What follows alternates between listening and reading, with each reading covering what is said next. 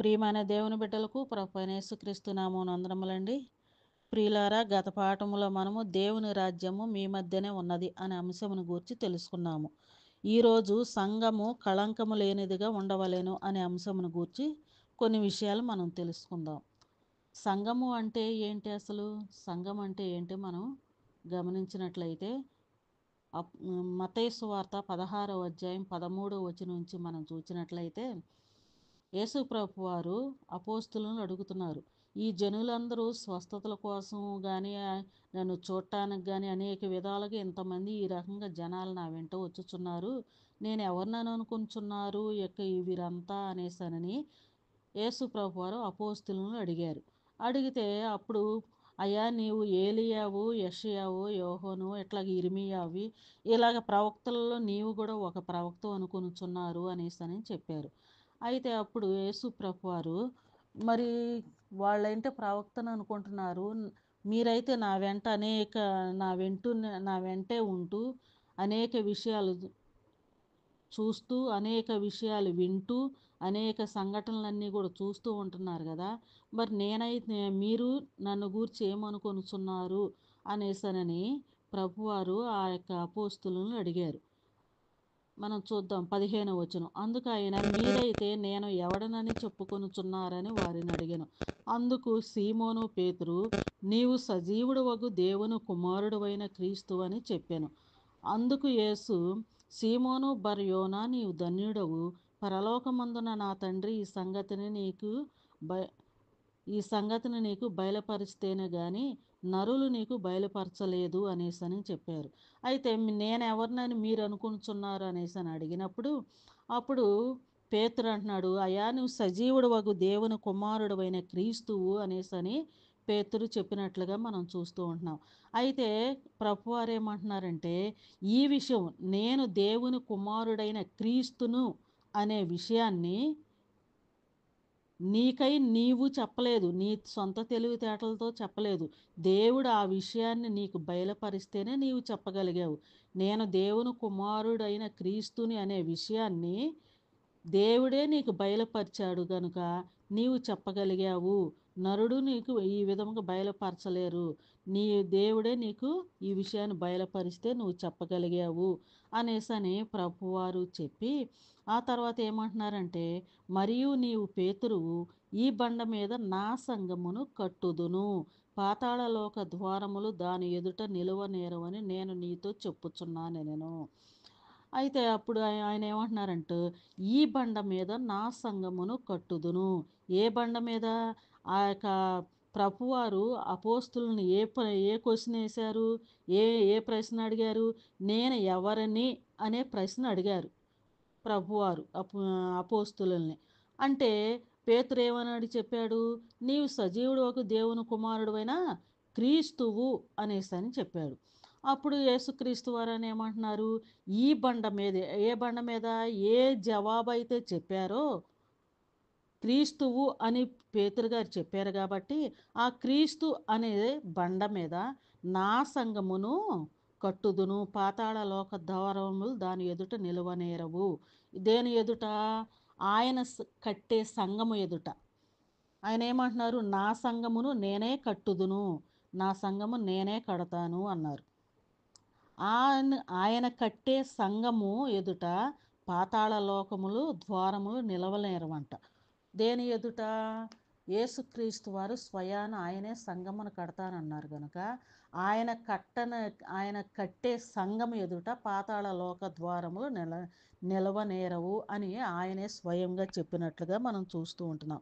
మరి ఆయన సంఘం ఎప్పుడు కట్టబడింది, ఎక్కడ కట్టబడింది అని మనం చూసినట్లయితే అపోస్తుల కార్యములు 2వ అధ్యాయములో మనం చూసినట్లయితే అపోస్తుల కార్యముల గ్రంథము 2వ అధ్యాయము 41వ వచనం చూసినట్లయితే, కాబట్టి అతని వాక్యం అంగీకరించిన వారు బాప్తిసము పొందిరి.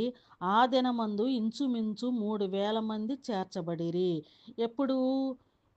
ఈ యొక్క పేతురు గారే ఆయన యేసుక్రీస్తు వారు చనిపోయి తిరిగి లేచి ఆరోహణమై వెళ్ళిపోయిన తర్వాత పెంతుకోస్తు అనే పండుగ రోజున పరిశుద్ధాత్మ దిగి వచ్చినప్పుడు ఆ రోజు పేతురు గారు నిలవబడి ఆ యొక్క యేసుక్రీస్తు వారిని గూర్చిన ప్రవచనాలు, ఆయన వచ్చిన విధానము, ఆయన తిరిగి లేచిన విధానము, ఆయన ఆరోహణమైన విధానము, ఆ యొక్క ప్రవచనాలను గురించి, ఆ యొక్క నెరవేర్పును గూర్చి, యేసుక్రీస్తు వారిని గూర్చిన అన్ని విషయాలు ఆయన ఆ యొక్క పౌలు అదంటో పేతురు గారు వివరించి చెప్పినప్పుడు ఆ దినమున ఇంచుమించు 3,000 మంది, సుమారుగా 3,000 మంది బాప్తీసం తీసుకున్నారు.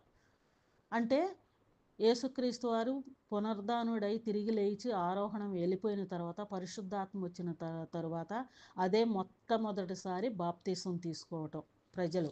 ఆ విధముగా బాప్తీసం తీసుకొని చేర్చబడారు. ఎక్కడికి చేర్చబడ్డారు? క్రీస్తులోనికి చేర్చబడ్డారు.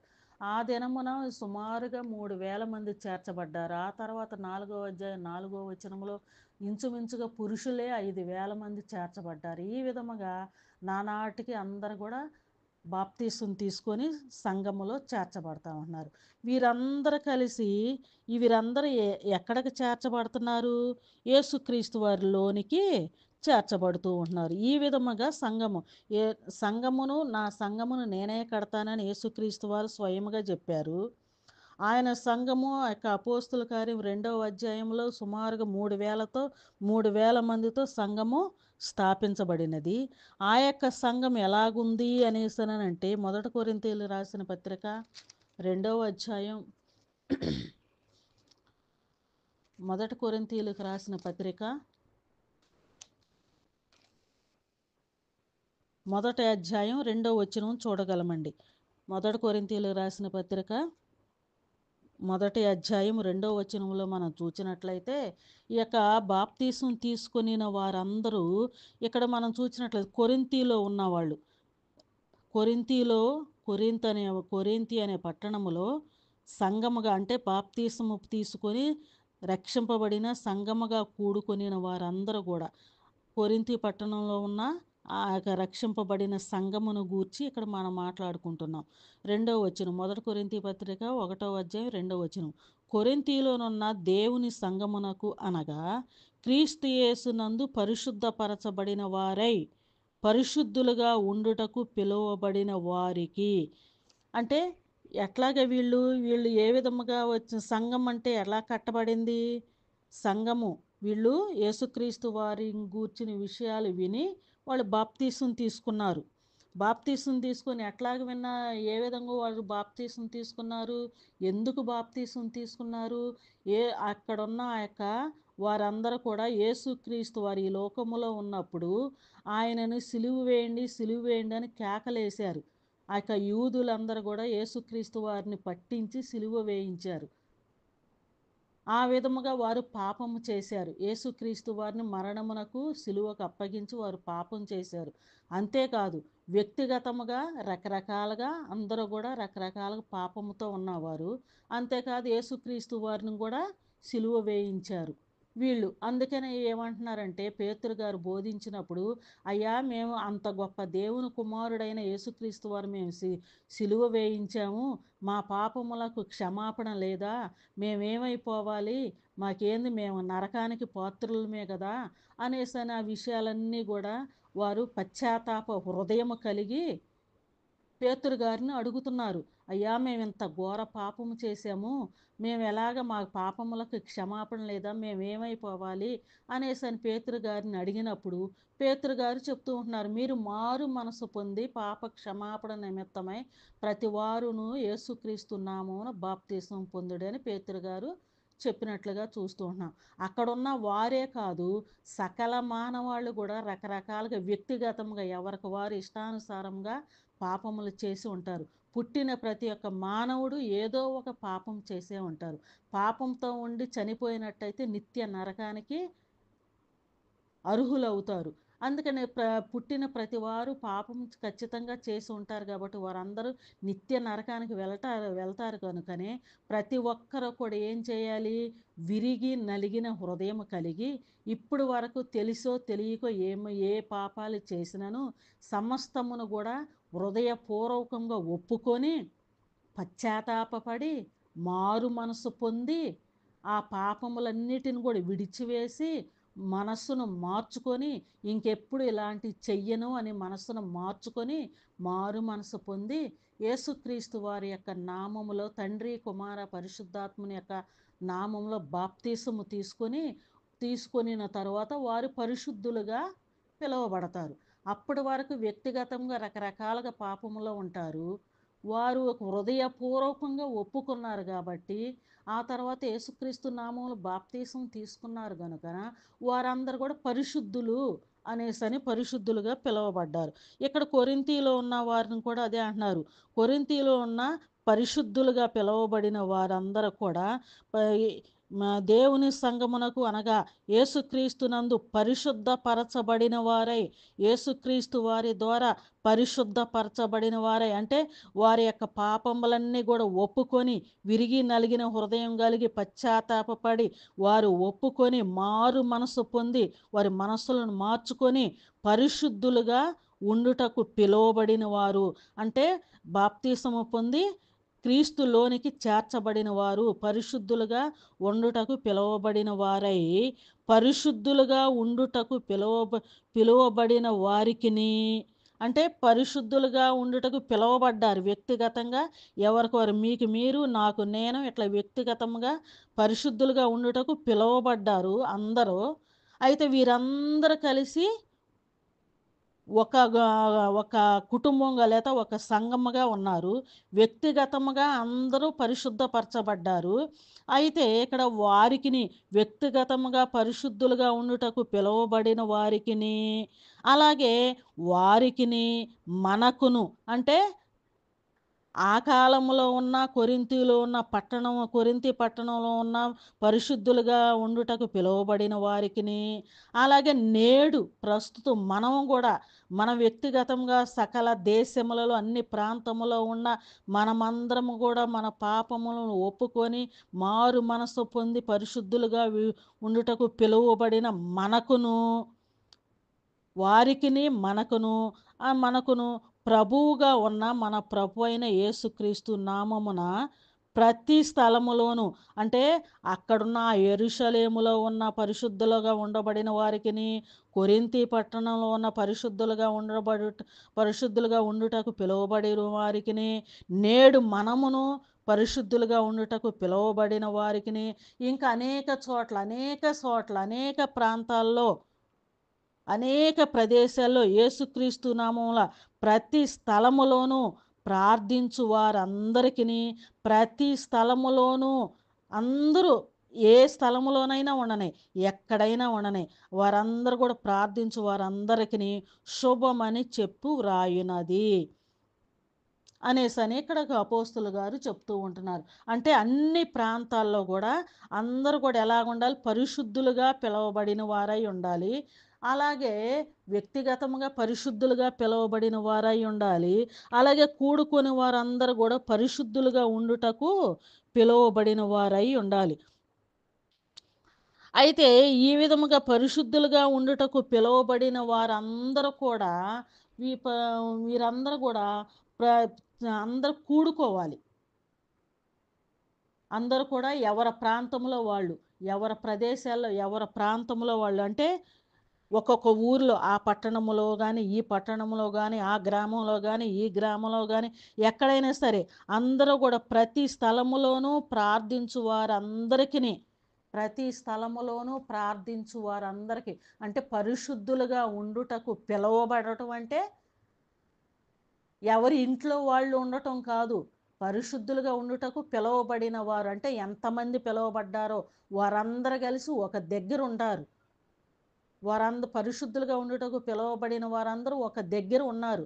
అది ఏ ప్రాంతంలోనైనా ఉండుటకు పిలువబడిన వారందరికీ శుభమని చెప్పి వ్రాయినది అనేసి అని చెబుతూ ఉంటున్నారు. వీళ్ళందరూ పరిశుద్ధులుగా ఉండుటకు పిలువబడి ఏం చేస్తారు? అంటే యేసుక్రీస్తు వారు చెప్పారు కదా, నా సంఘమును నేనే కట్టుదును అనేసని ప్రభువారు అన్నారు కదా. ఆయన సంఘాన్ని సుమారుగా 3,000 మందితో సంఘమును కట్టారు. యేసుక్రీస్తు వారే సంఘమును కట్టారు. ఆ సంఘమును ఎలా కట్టారేంటి ఈసారి పాఠములో మనం చెప్పుకుందాము. సంఘమును కట్టారు. ఆ సంఘమంతా కూడా పరిశుద్ధులుగా ఉండుటకు కూడుకుంటున్నారు. సంఘమును కట్టుదునని ప్రభువారు సెలవిచ్చారు. అపోస్తల కార్యం 2వ అధ్యాయంలో సంఘము కట్టబడినది. ఆ సంఘము అంతయు కూడా పరిశుద్ధులుగా ఉండుటకు కూడుకుంటున్నారు. సరే కూడుకున్నారు, పరిశుద్ధులుగా ఉండుటకు కూడుకున్నారు అందరు కలిసి కూడుకొని ఏం చెయ్యాలి? అందరు కలిసి కూడుకొని ఏమి చేస్తారు అని మనం ఆలోచించినట్లయితే అపోస్తుల కార్యము 2వ అధ్యాయం మనం చూసినట్లయితే అపోస్తుల కార్యం 20వ అధ్యాయం అండి.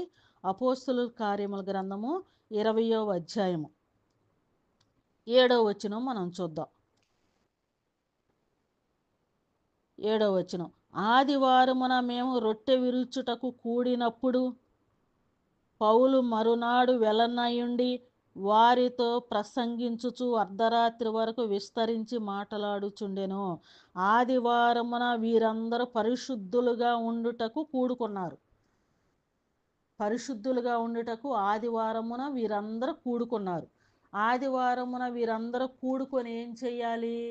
ఆదివారమున వీరంతా కూడుకొని ఏం చేయాలి? అందరు కలిసి పరిశుద్ధులందరూ కూడా కలిసి కూడుకున్నారు. పరిశుద్ధులందరినీ కలిపి ఒక సంఘముగా చెప్తూ ఉంటున్నారు. ఇక్కడ మనం ఎఫెసీయులకు రాసిన పత్రికలో మనం చూసినట్లయితే ఎఫెసీయులకు రాసిన పత్రిక 5వ అధ్యాయము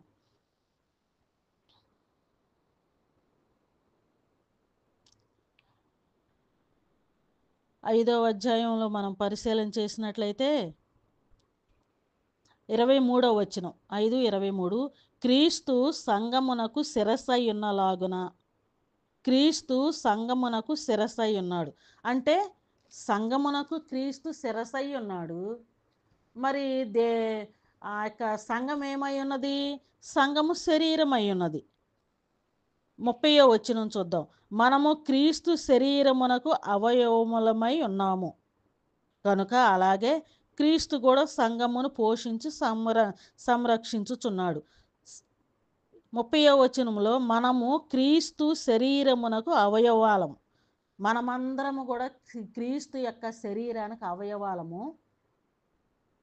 ఈ యొక్క అవయవాలుగా అనబడిన ఈ శరీరానికి శిరస్సు యేసుక్రీస్తు వారు. అంటే ఒక శరీరం అంతా కలిసి ఒక సంఘము. ఈ శరీరానికి పైన తల యేసుక్రీస్తు వారు. ఈ యొక్క తల మొండెము మొత్తం కలిపితే ఒక వ్యక్తి. ఈ ఒక వ్యక్తిగా అంటే సంఘమంతా కూడా ఒక వ్యక్తిగా అంటే ఒక శరీరముగా ఉన్నది. ఒక్కొక్క శరీరముగా కూడుకొనుచున్నారు. ఇవి పరిశుద్ధులుగా ఉండుటకు కూడుకొనిన వారందరిని ఏమంటున్నారంటే సంఘమంతా కలిసి శరీరము. ఆ శరీరానికి యేసుక్రీస్తు వారు శిరస్సు. ఈ విధముగా వీరందరూ కలిసి ఒక దగ్గర కూడుకొని ఉన్నారు. కూడుకొని ఉండి ఇక యేసుక్రీస్తు వారు శిరస్సు అయి ఉన్నారు కదా, అందరం కలిసి కూడుకున్నాం కదా. అంటే యేసుక్రీస్తు వారు ముందుగానే ఏం చెప్పాడు? ఎక్కడైతే 2-3 కూడి నా నామం పేరట ప్రార్థిస్తారో వారి మధ్య ఉంటానని సెలవిచ్చి ఉన్నారు ప్రభువారు. అంటే మనం అందరము కూడా యేసుక్రీస్తు నామం కూడుకొని ఆయన సన్నిధిలో మనం ప్రార్థన చేస్తూ ఉంటే ఖచ్చితంగా ఆయన శిరస్సుగా మనకు ఉంటారు. మనకి శిరస్సు అంటే మనకు పెద్ద, మన తలగా మనకు పెద్దగా మనమందరం కూడుకున్నాం అనుకోండి. అందరం కలిసి వ్యక్తిగతంగా పరిశుద్ధులంగా ఉండి మనమందరం ఒక దగ్గరికి వచ్చాము, కూడుకున్నాము. మనందరికీ పెద్ద ఎవరు? అధికారి ఎవరు? యేసుక్రీస్తు వారు. అక్కడ యేసుక్రీస్తు వారు ఉంటున్నారు. ఆదివారమున మనమందరము పరిశుద్ధులముగా ఒక దగ్గర కూడుకున్నాము. మనందరికి పెద్ద ఎవరంటే యేసుక్రీస్తు వారు. యేసుక్రీస్తు వారి నామమున మనం ఆదివారమున అక్కడ కూడుకుంటున్నాం. ఆదివారం మనం అక్కడ కూడుకొని ఏం చేయాలి? ఆదివారమున మనం కూడుకొని ఏం చేయాలి అనేసానంటే ఆదివారం మనం కూడుకొని ప్రార్థన చేయాలి. అంటే దేవుడు మనల్ని రక్షించుకున్నాడు. ఈ పాపపు లోకములో నుంచి మనల్ని విడిపించి ఆయన మనల్ని రక్షించుకొని తన యొక్క శరీరముల అవయవాలుగా చేర్చుకున్నందుకు ఆయనకు కృతజ్ఞతాస్తుతులు చెల్లించుతూ ఇంకా మన కుటుంబానికి వ్యక్తిగతంగా అవసరతలు ఇబ్బందులు ఏమైనా ఉంటే మన కోసం మనము దేవుణ్ణి ప్రార్థించవలసిన వారమై ఉన్నాము. దేవుని కోసం మనం మన అవసరతల కోసము మన కోసం మనం ప్రార్థించుకోవటమే కాదు, దేవుని కృతజ్ఞతాస్తుతులు చెల్లించుతూ మన అవసరతల కోసం మనం ప్రార్థించుకుంటూ ఈ విధముగా ఇంత గొప్ప ధన్యతను దేవా మీరు మాకు ఇచ్చారయ్యా అనేసని మనమందరము కూడుకొని దేవుణ్ణి ప్రార్థించాలి. మనస్ఫూర్తిగా హృదయపూర్వకంగా దేవుని సన్నిధిలో మనం ప్రార్థించాలి. ప్రార్థించాలే కానీ దేవునికి ఆర్డర్లు వేయకూడదు. మనం ఎక్కడ కూడుకుంటున్నాము? గొప్పవాని సన్నిధిలో మనం కూడుకుంటున్నాం. మనం ఏదైనా అవసరమైండి ఏదైనా ఒక అధికారి దగ్గరికి వెళ్ళామనుకోండి, అధికారి దగ్గరికి వెళ్తే అయ్యా మాకు ఇది కావాలని వినయంతో అడుగుతామా, లేకపోతే నాకు అది చెయ్యండి అని ఆర్డర్లు వేస్తామా? అధికారి దగ్గరికి వెళ్ళి ఆర్డర్లు వేయకూడదు కదా. వినయముతో మనం అడుగుతాం. అదేవిధంగా మనం ఆదివారమున మనమందరము కూడుకొని దేవుణ్ణి ప్రార్థించాలి. వినయముతో దేవుణ్ణి అడుగుతూ, దేవుడు మన పట్ల చేసిన గొప్ప కార్యములు బట్టి దేవునికి కృతజ్ఞతాస్తుతులు చెల్లించాలి. అదేవిధముగా ఆదివారం మనమందరం కూడుకొని ఏం చేయాలి? పాటలు పాడాలి. పాటల ద్వారా దేవుణ్ణి మహిమపరచాలి. పాటల ద్వారా దేవునికి కృతజ్ఞతాస్తుతులు చెల్లించాలి. అందరం కలిసి పాటలకు పాడుతూ ఆత్మ సంబంధమైన పాటలు అంటే మనం పాట పాడేటప్పుడు మన హృదయపూర్వకంగా ప్రభువా మా దీనస్థితి నుంచి మమ్మల్ని ఎంతగా రక్షించుకొని ఎంత ఉన్నతమైన మీ యొక్క కృపలో అంటే మీ తండ్రి అయిన దేవుణ్ణి అడుగుతున్నాం. దేవుని యొక్క మీ యొక్క ప్రియ కుమారుని యొక్క రక్త సంబంధీకులుగా మమ్మల్ని చేశారు ప్రభువా అని ఆయనకు కృతజ్ఞతలు చెల్లించుకొనుచు దేవుణ్ణి మహిమపరుస్తూ ఇంత గొప్ప దేవుడు అయ్యా అని ఆయన మహిమపరుస్తూ హృదయపూర్వకంగా మహిమపరుస్తూ ఆయన కృతజ్ఞతాస్తుతులు చెల్లించుతూ మనం పాటలు పాడాలి. అంతేగాని పాటలు మనం హృదయపూర్వకమైన పాటలు పాడుతూ ఉండాలి. మనం చూసినట్లయితే ఇక్కడ ఎఫెసీయులకు రాసిన పత్రిక 5వ అధ్యాయము 19వ వచనంలో మనం చూసినట్లయితే ఇక్కడ మనం చూడగలము, ఒకరినొకడు కీర్తనలతోనూ సంగీతములతోనూ ఆత్మ సంబంధమైన పాటలతోనూ హెచ్చరించుచు మీ హృదయములలో ప్రభువును గూర్చి పాడుచు కీర్తించాలి. ఈ విధంగా మనము ఒకరినొకడు హెచ్చరించుకుంటూ పాటల ద్వారా మనం ఆత్మ సంబంధమైన పాటలతో ఆత్మీయంగా దేవుని మహిమపరుస్తూ హృదయపూర్వకంగా దేవుణ్ణి కీర్తించాలి. దేవుణ్ణి కీర్తించుతూ ఆయన్ని పొగుడుకుంటూ ఆ విధముగా పాటలు పాడాలి.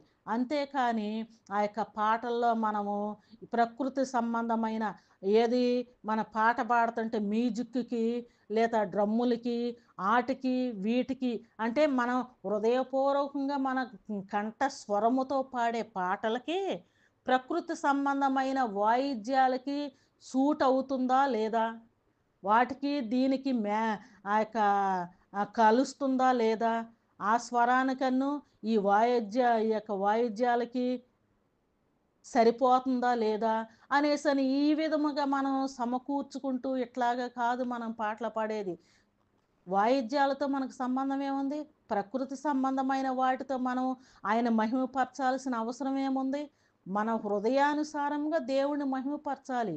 హృదయపూర్వకంగా దేవుని సన్నిధిలో దేవునికి కృతజ్ఞతాస్తుతులు చెల్లించాలి తప్ప ఏ వేటేటినో తీసుకొని వచ్చి నీకు ఆత్మానుసారంగా మనస్సు పూర్తిగా దేవుణ్ణి పాటలతో ఆయన మహిమపరిచే కార్యక్రమాన్ని వేరే వేరే వాటితో కల్ముషము చేయకూడదు. అందుకనే మనం ఆ యొక్క కూడుకొని వారందరూ ఏం చేస్తారు? హృదయపూర్వకంగా ప్రార్థన చేస్తారు, హృదయపూర్వకంగా పాటలు పాడుతూ ఉంటారు. ఆ విధముగా పాటలు పాడుకుంటూ ఒకరినొకడు పాటల ద్వారా హెచ్చరించుకోవాలి. పాటల ద్వారా మనం మా హృదయపూర్వకంగా మనం తృప్తి చెందుకోవాలి. అంటే వాక్యముతో ఆ యొక్క పాటలో ఉన్న వాక్యము ఆ మాటలు మన హృదయములో సంతోషాన్ని ఇవ్వాలి. ఆ యొక్క పాటల ద్వారా దేవుణ్ణి మహిమపరచాలి, దేవుణ్ణి కీర్తించాలి, దేవుణ్ణి మహిమపరచాలే తప్ప ఏవేవో తీసుకొచ్చి దీనిలో కలిపి దీనికి దానికి సూట్ అవుతుందా లేదా, లేదా దీనికి దానికి సరిపోతుందా ఇలాంటివి కూడా కల్ముషాలు ఏవి కూడా ప్రకృతి సంబంధమైనవి అయినవి దానిలో కలపాలి. నువ్వు పాడే పాట హృదయపూర్వకమైనది ఉండాలి తప్ప ప్రకృతి సంబంధమైనవి ఏవి కూడా దానిలో కలపకూడదు. అదే విధముగా ప్రార్థన ఉండాలి. ప్రార్థన చేసుకోవాలి అందరూ కూడుకొని. దేవుడిని మహిమపరుస్తూ పాటలు పాడాలి. అదే విధంగా వాక్యము చేత మనం హెచ్చరింపబడాలి. దేవుని యొక్క వాక్యము చేత మనము హెచ్చరింపబడాలి. ఏ విధముగా చూచినట్లయితే అదే అపోస్తుల కార్యం 20వ అధ్యాయం మరి ఒకసారి మనం గమనించినట్లయితే అపోస్తుల కార్యము గ్రంథము 20వ అధ్యాయము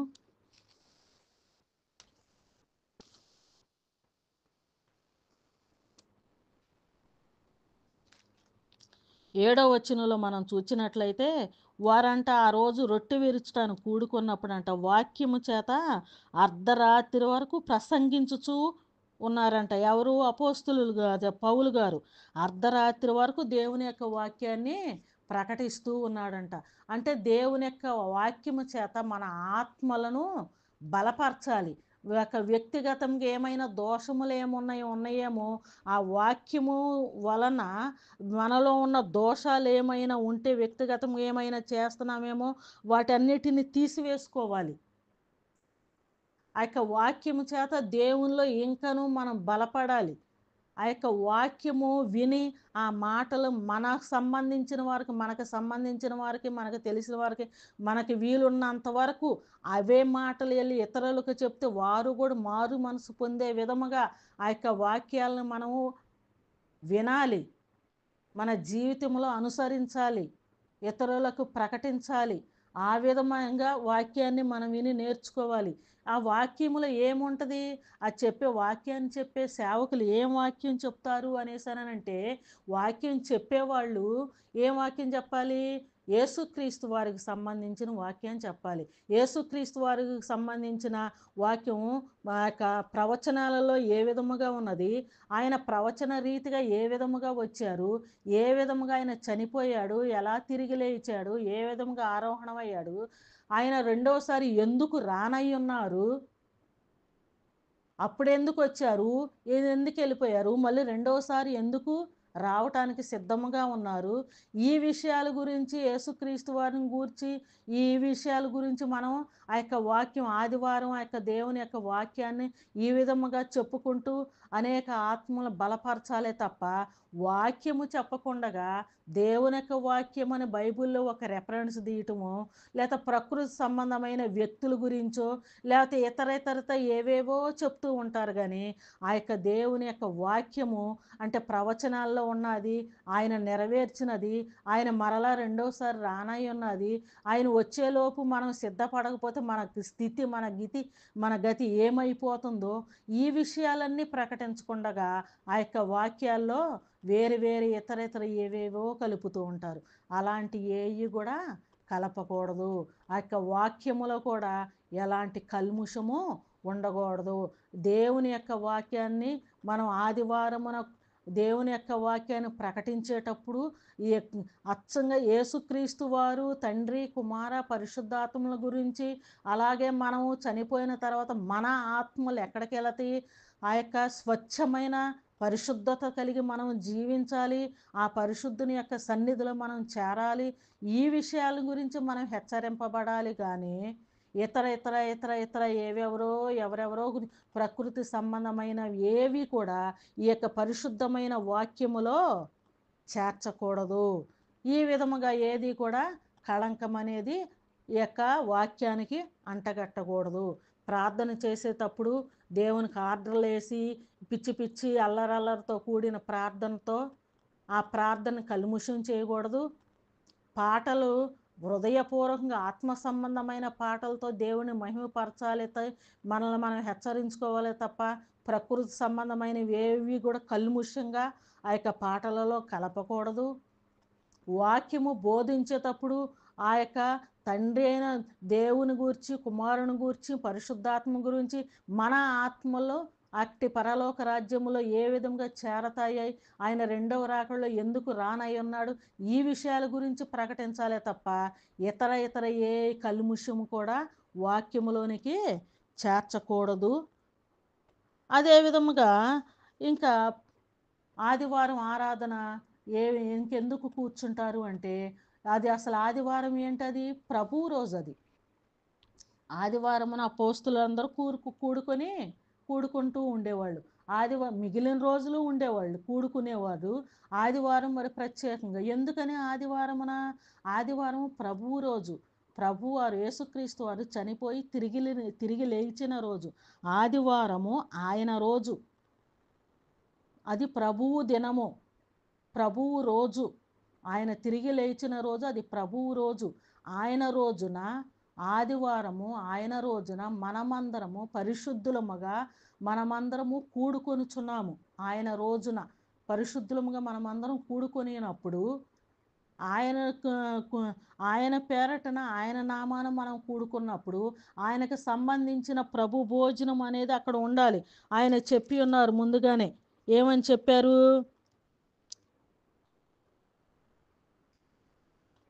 యేసుక్రీస్తు వారు చనిపోక ముందే చెప్పారు, ఇదిగో ఈ రొట్టెను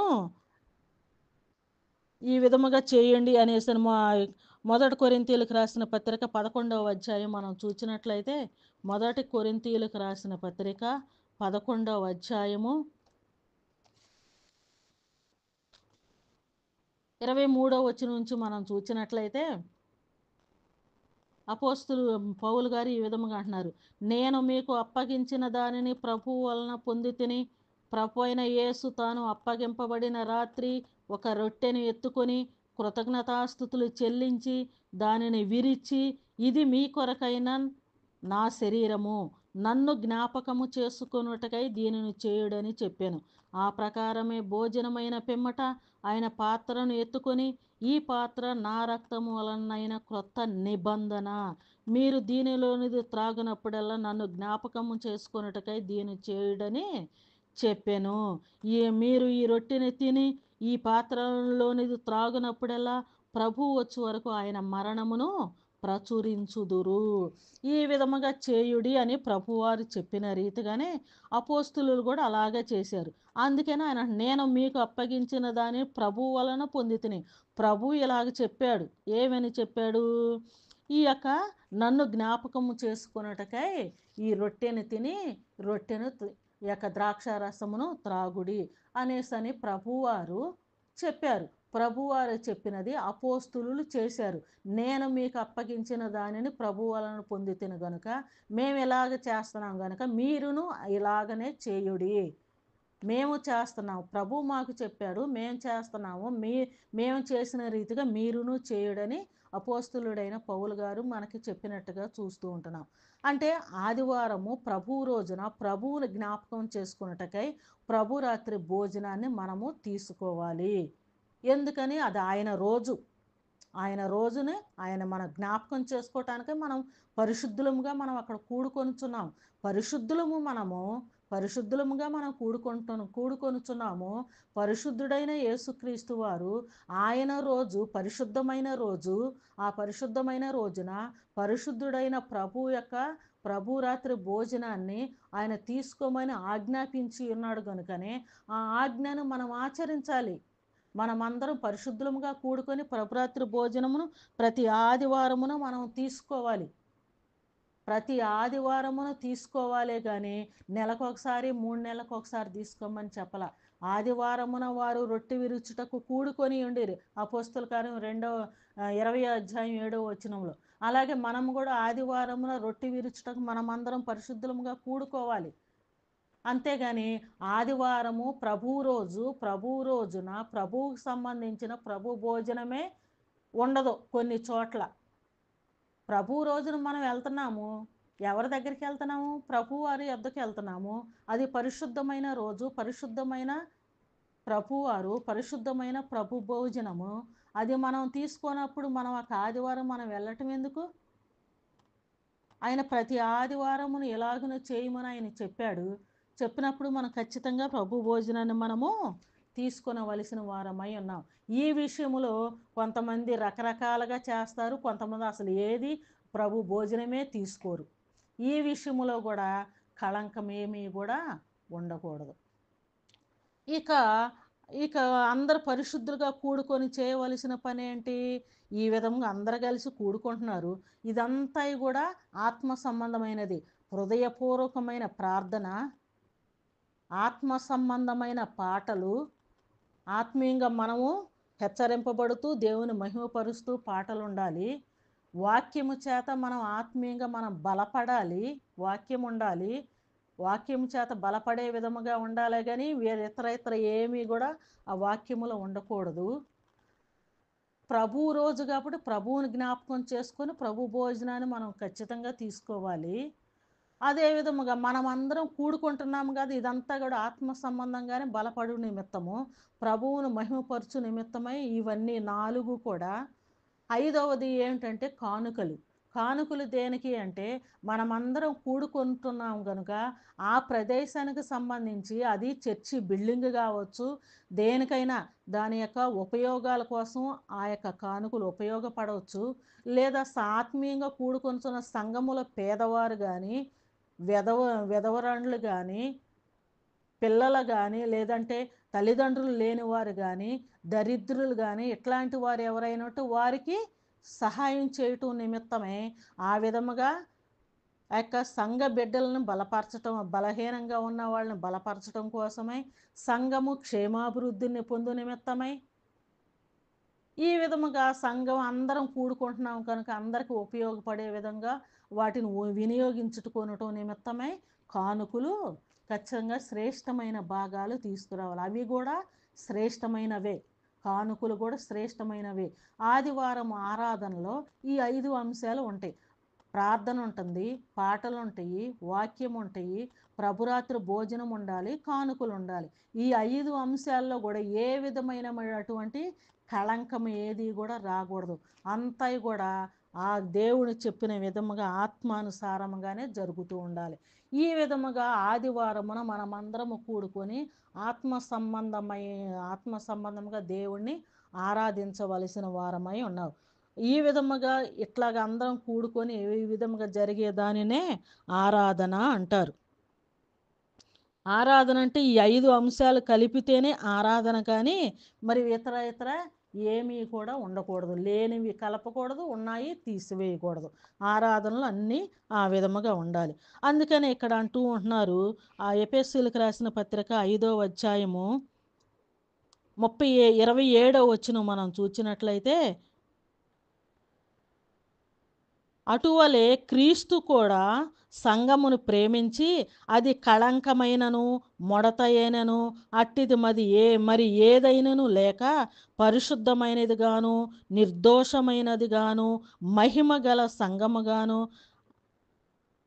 ఆయన తన ఎదుట దానిని నిలువబెట్టుకొనవలెనని వాక్యముతో ఉతక స్నానము చేత దానిని పవిత్రపరిచి పరిశుద్ధపరచుటకై దాని కొరకు తన్ను తాను అప్పగించుకునేను. ఇక్కడ చూచినట్లయితే ఈ యొక్క ఆరాధన క్రమంలో అంటే వ్యక్తిగతంగా అందరూ పరిశుద్ధులుగా కూడుకోవాలి. అందరూ ఎవరికి వాళ్ళు పరిశుద్ధంగా ఉండాలి. అందరూ కలిసి ఒక సంఘముగా కూడుకోవాలి. ఈ యొక్క సంఘ కార్యక్రమాల్లో అంత పవిత్రముగా పరిశుద్ధముగానే ఉండాలి. దానిలో ఏ కళంకాలు, ఏ ముడతలు, కళంకం అంటే ఏంటి? దేవుడు చెప్పిన రీతిగా ఇప్పుడు వరకు మనం చెప్పుకున్న విధముగా ఉండకుండగా ఇతర ప్రార్థనలో ఏవి కలిపినా ఆరాధన అంతా కళంకమే. పాటల్లో ఇతర ప్రకృతి సంబంధమైన ఏవి కలిపినా అవి ఆ యొక్క ఆరాధన మొత్తం అయినట్లే. వాక్యములో దేవుని యొక్క వాక్యాన్ని చెప్పకుండా ప్రకృతి సంబంధమైన ఇతర ఏ విషయాలు చెప్పినా ఆ యొక్క సంఘ కార్యక్రమం అంతా కూడా కళంకమైనట్లే. ఇట్లాగా ఏ విషయంలో కూడాను దేవుడు చెప్పిన రీతిగా కాకుండా ఇతర విధాలుగా మనం ఆ యొక్క సంఘ కార్యక్రమాన్ని కళంకము లేకుండా మనం ఆ యొక్క ఆరాధన క్రమాన్ని మనం కొనసాగించవలసిన వారమై ఉన్నాం. ఒకవేళ సంఘములో వ్యక్తులుగా ఏ వ్యక్తి అయినా ఆ వ్యక్తి కళంకముతో ఉంటే, అంటే బాప్తీసం తీసుకొని రక్షింపబడి పరిశుద్ధుడుగా ఉండి ఆ తర్వాత మరలా వెనకబడిపోయి మరలా పాపంలో పడిపోయి దేవునికి దూరంగా ఉండి ఆరాధనకు మాత్రం వస్తూ ఉంటాడు. వ్యక్తిగతంగా మాత్రము తన యొక్క బుద్ధి క్రియలు మాత్రము దేవుడి నుంచి తొలగిపోయాడు, విశ్వాసం నుంచి తొలగిపోయాడు. అలాంటి వ్యక్తి వల్ల సంఘానికి కళంకం కాదు. ఆ వ్యక్తి ఏవైనా కళంకంగా మారితే తానే దానికి తగిన శిక్షణ అనుభవిస్తాడు. రేపు తీర్పులో తనకు తానే నిత్య నరకానికి వెళ్ళిపోతాడు తప్ప అది సంఘానికి ఆ వ్యక్తి వలన సంఘానికి కళంకం కాదు. కానీ సంఘ కార్యక్రమాల విషయములో ఇతర ప్రకృతి సంబంధమైనవి ఏవి కలిపినా కానీ సంఘానికి కళంకము తెచ్చిన విధముగానే ఉంటాయి. ఈ విధంగా చేయవలసినవే చెయ్యాలి, చేయకూడనివి చేయకూడదు. చేయవలసినవి కూడా చేయకుండా ఉండటం కూడా ఆ సంఘానికి కళంకము తెచ్చినట్లుగానే ఉంటుంది. అందుకనే ఇవన్నీ సరిచేసుకొనవలెను అనే యేసు ప్రభువారు ఏమంటున్నారంటే ఆ యొక్క వాక్యము చేత ఉతక స్నానము, వాక్యము చేత ఉతక స్నానము చేత తన్ను తాను పరిశుద్ధపరిచాడు. ఉతక స్నానము చేత దానిని పవిత్రపరిచి పరిశుద్ధపరిచాడంట. వాక్యము చేత ఉతక స్నానం. వాక్యము చేత స్నానం ఏంటి అంటే సంఘములో సంఘ కార్యక్రమాల్లో అంటే ప్రార్థన చేసే విషయంలో క్రమం ఉంది, పాటలు పాడే విషయంలో క్రమం ఉంది, వాక్యం చెప్పే విషయంలో క్రమం ఉన్నది, ప్రభురాత్రి భోజనంలో క్రమం ఉన్నది, కానుకల విషయాల్లో కూడా క్రమం ఉన్నది. ఈ యొక్క క్రమం తప్పకుండా అక్రమంగా ఏది దానిలో కలిపినా అది అక్రమం అయిపోద్ది. ఆ అక్రమంగా దానిలో మరి ఏవి కూడా కలపకూడదని వాక్యము చేత ఎప్పటికప్పుడు ఉతక స్నానము చేత వాక్యము చేత ఎప్పటికప్పుడు హెచ్చరిస్తూ ఉన్నారు. వాక్యముతో చెప్పినప్పుడు ఆ వాక్యము విని ఈ సంఘ కార్యక్రమాల్లో దేవునికి వ్యతిరేకమైన క్రియలు ఏమైనా జరుగుతున్నాయా అనేసని పరిశీలన చేసుకొని ఆ వాక్యము చేత హెచ్చరింపబడి ఆ దేవునికి వ్యతిరేకమైన క్రియలు ఏమైనా ఉంటే ఆ సంఘములో దేవునికి వ్యతిరేకమైన క్రియలు ఏమైనా ఉంటే వాటిని తీసేసేయాలి. ఎప్పటికప్పుడు కడిగేసుకుంటూ ఉండాలి. ఆ సంఘ కార్యక్రమం అంతా దేవునికి అనుకూలమైన రీతిగా ఉన్నదా లేదా చూసుకుంటూ ఆ విధముగా సంఘమును ఆ విధముగా పవిత్రమైన పరిశుద్ధమైన కళంకము కానీ ముడత కానీ మచ్చ కానీ మరి ఏ డాగు ఏది లేకుండగా ఆ యొక్క వాక్యము చేత ఉతక స్నానము చేయబడిన పవిత్రపరిచి పరిశుద్ధపరచబడిన దేవుని యొక్క సంఘముగా ఉంటేనే యేసుక్రీస్తు వారు వచ్చి తీసుకొని వెళ్ళి ఆ యొక్క సంఘాన్ని తన తండ్రి అయిన దేవునికి అప్పగించుతాడు. అందుకనే మన యొక్క సంఘ కార్యక్రమాల్లో వ్యక్తిగతంగా దోషులైతే వారి పాపానికి వారే బాధ్యులు, కానీ సంఘములో కళంకాలు ఏవి కూడా కలపకూడదు అని దేవుడు మనకి పదే పదే హెచ్చరిస్తూ ఉన్నాడండి. ప్రియమనే దేవుని బిడ్డల సరిగా వాక్యమును అర్థం చేసుకోండి. వాక్యానుసారముగా దేవుడిని ఆరాధించవలసినదిగా, క్రీస్తు ద్వారా తండ్రి అయిన దేవుణ్ణి ఆరాధించవలసినదిగా ప్రభువు పేరట ప్రతి ఒక్కరిని కూడా మనవి చేస్తూ ఈ నా మాటలు ముగిస్తూ ఉన్నానండి. షేర్ చేయండి, సబ్స్క్రైబ్ చేయండి, లైక్ చేయండి. అందరికీ వందనములు.